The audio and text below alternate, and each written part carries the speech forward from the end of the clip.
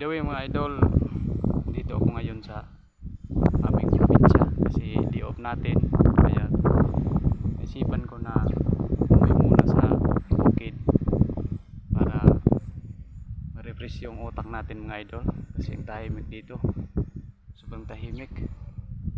Ngayon mga idol, pakita ko sa inyo yung mga view natin dito sa bukid. Tingnan nyo mga idol, yung makita ninyo, sobrang tahimik pa at medyo mahangin, kaya naka-refresh ng utak. Tingnan nyo mga idol, ito yung tirahan namin dito sa probinsya. Yung mga hanap buhay namin ay isang magsasaka mga idol. Isa akong magsasaka, tapos pumunta ng syudad para magtrabaho, apply ng isang welder. Ngayon mga idol, nandito na tayo sa aming bukid. Sobrang tahimik dito mga idol, peaceful dito,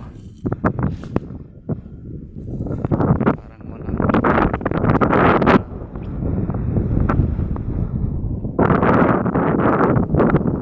idol. Tignan nyo yung paligid namin.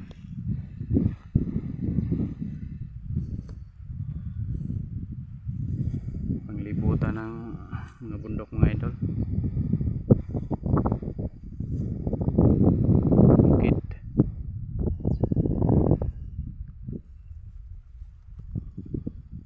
Dito sa amin mga idol,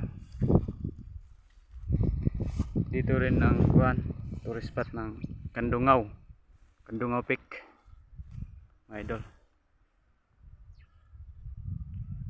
Yan mga idol, yung kita nyo yung tuktok, yan yung Kandungaw Peak. Okay mga idol, thank you sa panood sa aking video. Sunod naman, huwag kalimutang mag-like at pindutin ang notification bell para sa sunod nating mga video. Thank you, maraming salamat.